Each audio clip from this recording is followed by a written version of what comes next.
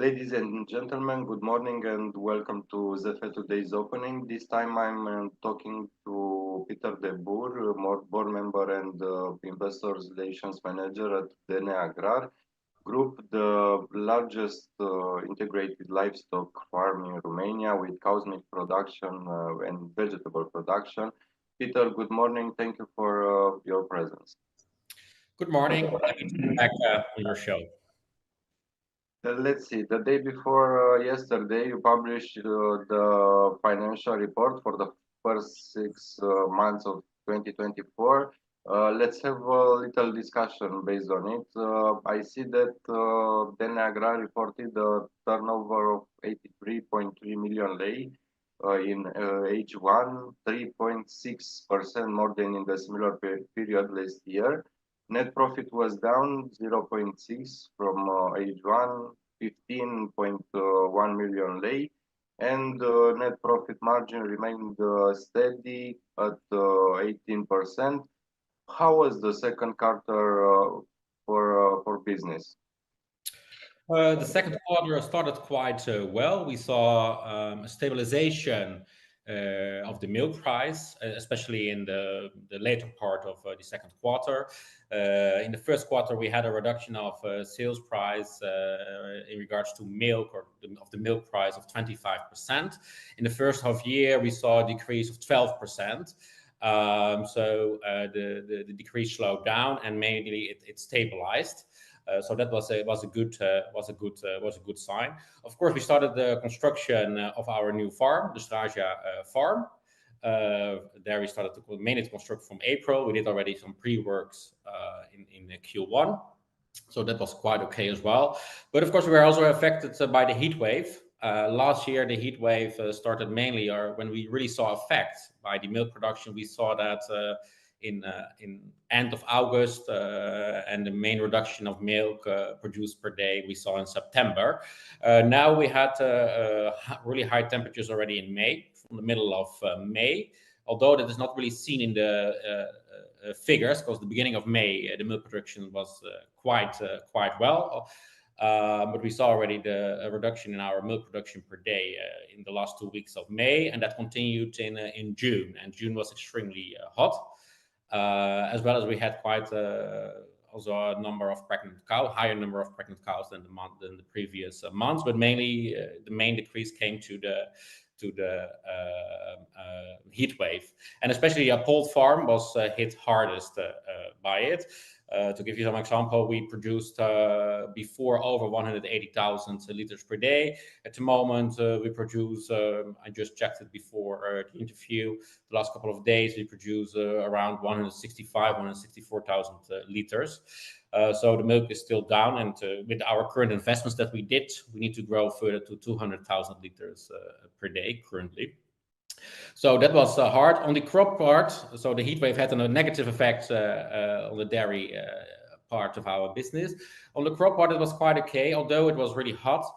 We had sufficient rainfall throughout the first half year, especially at the right moment. It was not necessarily that we had a lot of rainfall, but we had several moments that we had every week some rainfall. So Transylvania benefited from quite an okay the perspective was quite okay based on rainfall. That is also the reason we located in Transylvania. We don't have possibilities to irrigate our land, but the main reason we chose in Transylvania was of the rainfall. And this year that was really good, and we see an increase of harvested tons per hectare. Generally speaking, of course, we have some parcels that are also affected by the heat wave. Generally looks good. So we had Deschiderea, we had stabilization of the milk price, and a good production of crops. Of course, we had I think the main effect on the results is the truth is also it's completely in line with the budget. And if you ask me at the beginning of the year, this is kind of what we expected. After Q1, we had a little bit higher expectations for Q2, but of course we didn't consider the heat wave that we had in June, and as well we had a correction on the subsidies. There was a recalculation done by APIA on the subsidies, and it had a negative effect in our case of over 800,000 lei. So that we needed to register also in this in Q2. So that were the main two reasons who had an effect The results are a little bit lower than what we expected after Q1. But as I said, when we prepared the budget at the beginning of the year, it is completely aligned with the budget. So the weather is a significant problem right now, and I see that sales remain constant, although the amount of milk delivered increased by 17%. I thought that this difference is due to the fall in milk prices mostly. Yeah, so we saw an increase of 17% of production, but we saw also throughout the first half year a reduction of sales price of 12%. And of course, you can imagine 17% of extra milk doesn't mean 17% extra profit. You have also extra cost, etc., to produce those liters of milk. So more or less that you could see as balance. Okay, we had a reduction of 12% in milk price, and we produced 17% more milk.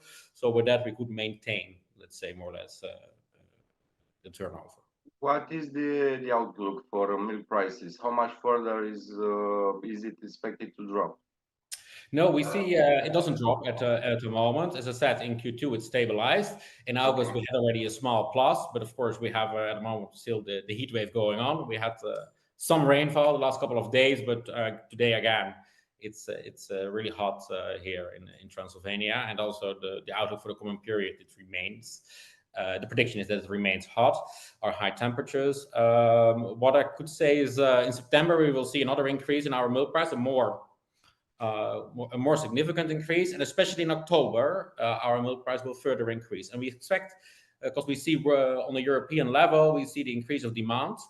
So that is the main effect, that we see an increase in our milk price, and we expect that it will also further grow in November and December, because anyway that are generally months as well as the beginning of the year that usually the milk price is on the highest level of the year. Usually in the summer there's a lower demand, and usually in the summer the milk price declines if we look normally to the patterns. This year it is inverse, because we saw also in the summer months small increase, but the increase is very small, but more significant in September and even more significant in October. So that looks quite okay as well. On the European market, as I said, mainly it's due to increase of demand as well as some corrections for the previous months where the milk price was too low, let's say. So the increase is based on two pillars. So that looks quite that looks promising, and of course we hope as well, or we expect now in September that the temperatures will go down to more moderate temperatures.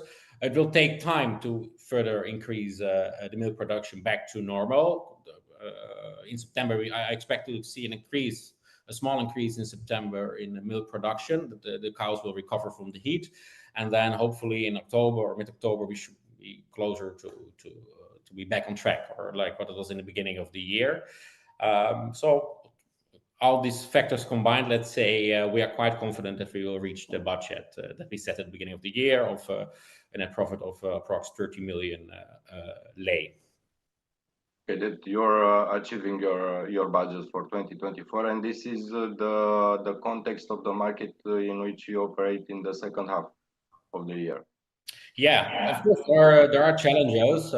If we look globally, there's a lower request from China for grain, etc. Especially the European markets really suffers for the heat wave, for wheat, for on corn, on soybeans. There are a lot of farmers who are extremely affected by it. On the contrary, we had, as I said, sufficient rainfall in the first half months, and from our perspective, if you just look individually to the AGRAR Group, the market prices are our beneficiary for our company. We started already to buy corn, wheat, etc. from the market because the prices are extremely low. If we look, I think last Monday on the Paris Stock Exchange, the wheat price has dropped under 190 euros per ton. That is the lowest in 4 years, and even okay. So a lot of European farmers are really affected by the heat wave, but in the rest of the world, especially in Brazil, etc., they have a really successful agricultural year, and their harvests are way higher than usual. And with a drop in requests, mainly from China, on the import part, so there's a drop in imports from China. So the request is low worldwide, mainly due lower requests from China. And still, there are many parts of the world who have a great agricultural year besides Europe. So we expect that the prices for corn, for soybeans, and wheat remain low. And that is in our benefit because especially we grow fast, we do a lot of investment. So at the moment we buy also from the market, and at the moment we can't produce. Our production costs are higher than for what we purchase it on the market. So that is another factor that should benefit us partly this year, but mainly also in the food cost for our next year. Okay, thank you. Talking about investments, what is the status of investments at Straja, and what next? Yeah. Straja, yeah. Again, we talk a lot about today about rainfall. The rainfall had negative consequences for the Straja farm. We see a delay there of 1.5 to 2 months, mainly due when we started to construct the foundation part of the farm. We had every several days we had a rainfall, so we needed to pump out all the water from the foundation, and as soon as everything was dry, we had another rain hose passing by, so that delay heavily the process in the beginning, as well as with permitting for certain transport of big concrete pillars, etc., that needed to be transported. That was about 100 trucks. The permits were delayed as well by the authorities. Now things go on track. We expect that still, or we are confident we will milk by the end of the year 900 dairy cows. Some small stables are finalized. What we will do is, because we plan ahead, so the animals are already there. Normally we should start with 600 dairy cows in September. What we'll do is we will move from the Appold farm 600 pregnant cows to the Straja farm. So we will make space, or we will increase the capacity for dairy cows, for productive cows at the Appold farm, so that they can be milked. So it will only add a small amount of transportation cost to move these animals, but that has almost no impact. And still, the liters of milk will come into production at the Appold, will be added up in the Appold farm for several months. Currently, we are constructing the big hall where the milking parlor comes in, and we expect to start to milk from mid-October or end of October, the first cow. So we have a small delay, but now things move quite fast, and we will be on track on the scheme by the end of the year with the first 900 cows there. Okay. How is the project for the production of liquefied biogas going? What do you expect this project to bring in, let's say, financial terms? Yeah. Last year we started the negotiations of first to look for possible partners on the market last year in November. So we're almost 1 year working on this project. I expect to take a decision for the final partner in the coming 2 weeks, maximum 3 weeks. We are really in the final negotiation. We had several offers, over 6 offers. We selected now the 3 best offers, and they submitted their final offer. So we will next week and the week after, mainly my agenda will be occupied solely on this project and to take the final decision. As soon as we take a final decision, we will do the contract negotiations. Okay, price negotiations are more or less done, but of course the other terms. And we expect to sign everything this year. And we started already. We found the location. We do already pre-works instead of we try to acquire land for it, etc. There's several permits to use this to change the purpose of the land to industrial land, etc. With these kind of things, all this project we started, and it depends a little bit when it will become operational. It could be somewhere probably between 2026 and 2027. Of course, there's one important element in this discussion is the possibility that you can inject also into the grid biogas in Romania. We see that it's almost possible everywhere in Europe, and we see some small changes also on the level of the Romanian government. There are now some laws under consultation, which looks promising, and we expect in the coming period to see some result that also in Romania it will become possible to inject biogas into the grid. We see huge interest in this industry. It will help us also to reduce 90% of our emissions. And if we succeed to sign a contract. It will be one of the largest contract the AGRAR has will sign so far in its history. So it will really bring a significant contribution to our results. But of course, as I said, it's first now we will finalize. We will select one partner, finalize the contract negotiations. Next to that, we will start directly with all the permitting and all these kinds of issues that need to be solved. And that we expect that all these kind of things will take 1 to 1.5 years. So in 1.5 to 2 years, it could be operational. But there's one important element is that Romania allows biogas to be injected into the grid. And it makes also sense because currently smaller projects could obtain subsidy in Romania to produce electricity. But biogas stations that produce electricity, there is not a single one in Europe that can compete with solar or with wind energy. So they are not profitable without any subsidies. It doesn't make sense. So, but from waste, manure, and there are a lot of chicken farms, etc. That's heavily industrialized in Romania. So there are lots of opportunities for biogas and for green gas. So I expect a change there, but of course we need to see how it goes. But I said that it's quite promising because the government start to talk to discuss it. They have already possible legislation on the consultation. So I expect positive step. But we will come in the coming period with some press releases in this regard too. Some more about the financials. What about the compost plant? Yeah, the compost, the machine at the moment is somewhere between Japan and Europe. It's on the boat. Unfortunately, due to the war in Israel and Gaza, the boat needs to ship 5,000. It needs to take a D route of 5,000 kilometers. So it is we expected first to receive the machine in the 1st of January, 1st of September. Now we expect that the machine will arrive around the 20th of September. So by the end of September in the harbor of Constanza.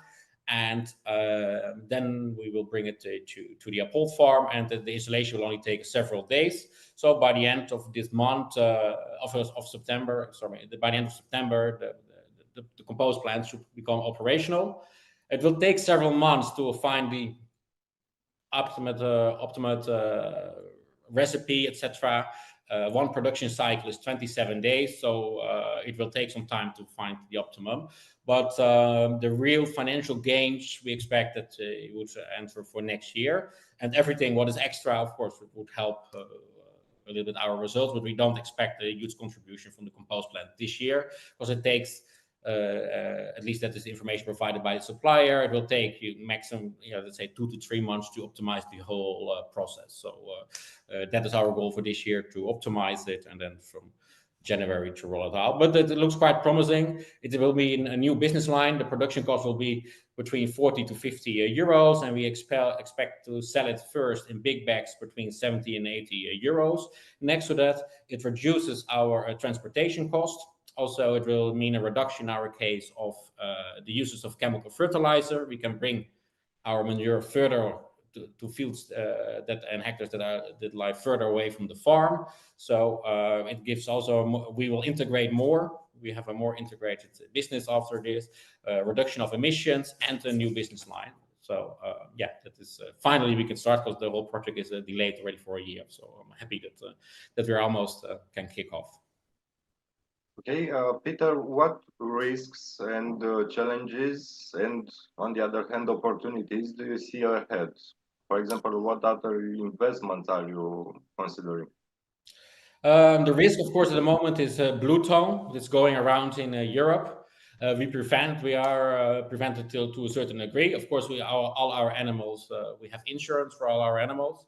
Next to that, we vaccinate all our animals against the blue tongue. But of course, you are never completely exempted by it. But of course, it could be a risk. Then we have the bird disease in the US. That is already now for several months there. We not really see it in Europe so far. So far, that is quite controlled. But of course, we take a lot of measurements to keep our farms free and to limit as much as possible traffic between our farms and especially between other farms outside our group and inside our group.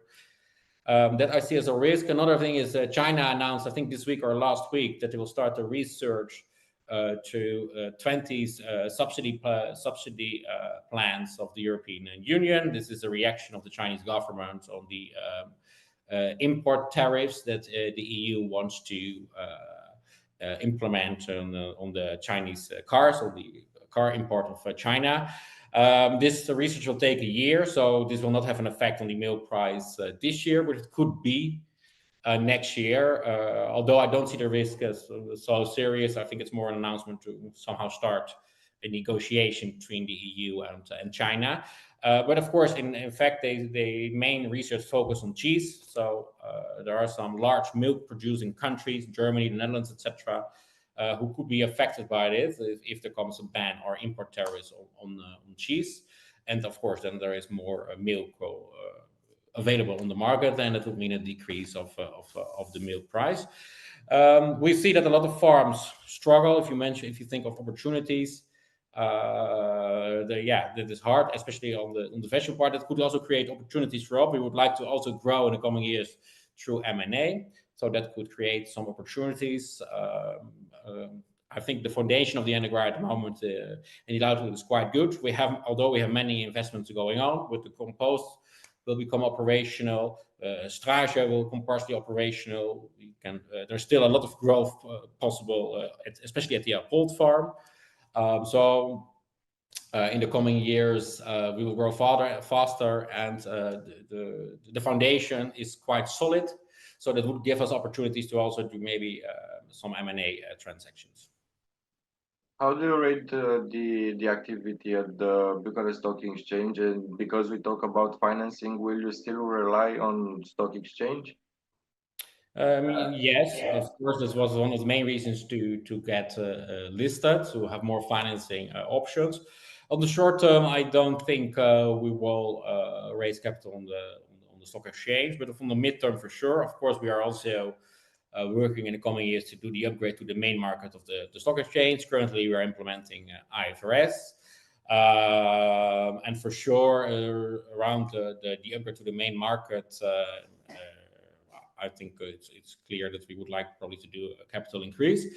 On the other hand, in case we find a good M&A project, or we find nice farms or that fit in our business model, of course, we could always go to the market.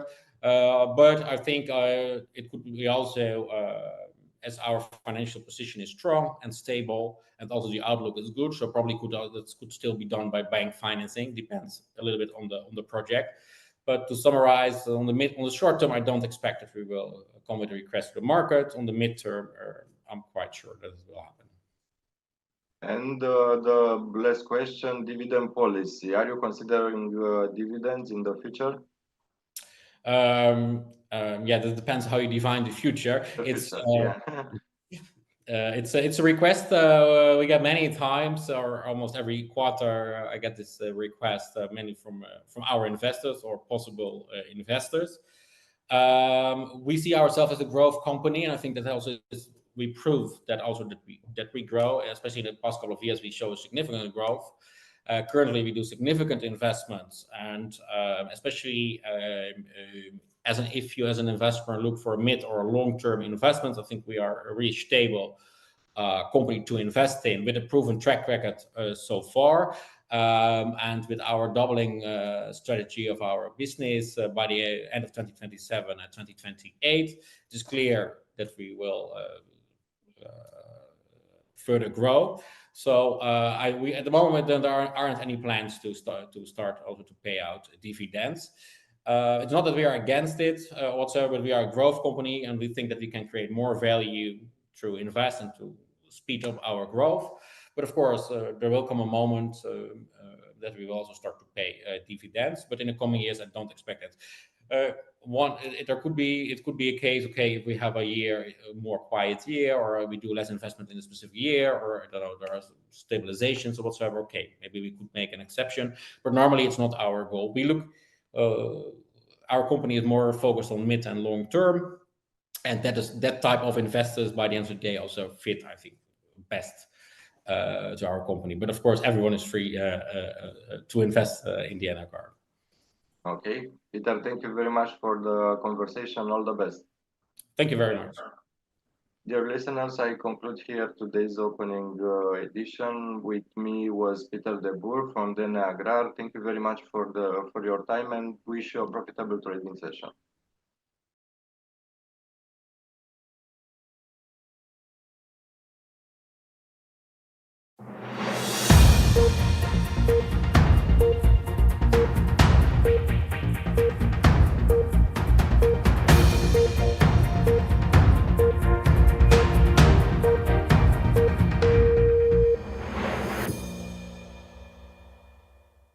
Știu ce spun. Cresc tensiunile dintre Statele Unite și China. Au ieșit și s-au atacat reciproc. Nu se poate. Unul fără celălalt ar fi dezastru. Știu ce te interesează. Ciolacu vrea să mai scadă din atribuțiile primarului de București. Nu a întrebat pe nimeni, nici măcar pe specialiștii lui. Mi se pare aberant. Știu cum să te fac curios. A început invazia avatarurilor care vor fi profesori în școlile din Europa. E un mare succes. Tu nu te duci la școală doar ca să afli lucruri noi. Școala te pregătește să fii un bun cetățean. Știu cum să te emoționezi. Singurătatea este una din bolile secolului. Ai nevoie de tine, în primul rând, și apoi de oameni. Să stai un pic să te așezi emoțional. Știu să convin. Republica Moldova este acuzată că a încălcat drepturile omului. I-ați blocat la mantinelă pe niște candidați care nu vă plăceau? Așa face și Putin. Care mai e diferența între tine și Putin? Cu alte cuvinte, Uniunea Europeană a spus Maia că... Sandu putinistă? Știu să câștig. Rămânem prieteni, da? Promit. Știu, deci știi.